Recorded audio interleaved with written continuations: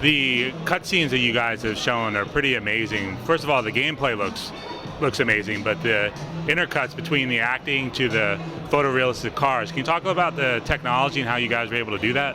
Yeah, this is something that we call real-time compositing, and I'm not sure if we spoke about that last time, but anyway, in short what it means is that we can take a car that you've customized and we can put that into a scene where people walk around. So basically we've shot all the scenes.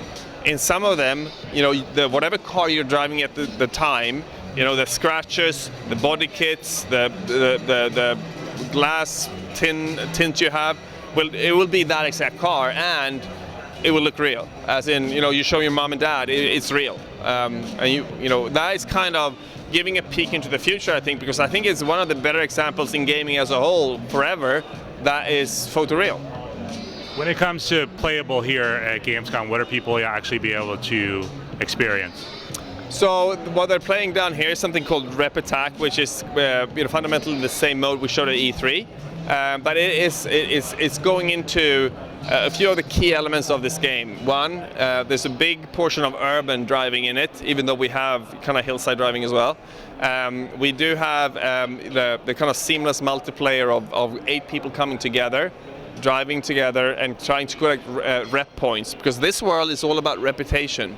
Not all, but when you go into urban car culture, it is about rep. It's about what you're driving, what you've done with the passion you put into the car, whereas money is almost kind of secondary to that. So the game mode here is called Rep Attack. It's about collecting rep in whatever way you can, being chased by cops, driving fast, going sideways through corners, customize your car in a certain way. So it's all that. Just a minute ago, while I was waiting for you guys, a rep from Porsche came over and started talking to one of your colleagues. Can you talk about how you work with the actual manufacturers in bringing their cars to life in this game? Yeah, we work with them like we've quite frankly always have worked with them. We pay them a license fee to have their brand in the game. We have a very good relationship with Porsche. Some of these guys are very associated with Porsche, but that is actually not chosen because of Porsche. It's chosen because of how interesting these guys are, and they just happen to be kind of Porsche dialed at this point in time. So, but we have good relationships with the car manufacturers for sure, because they obviously want to be in Need for Speed, because Need for Speed is a very culture relevant product, and we reach an audience which maybe car manufacturers have a hard time reaching with other media.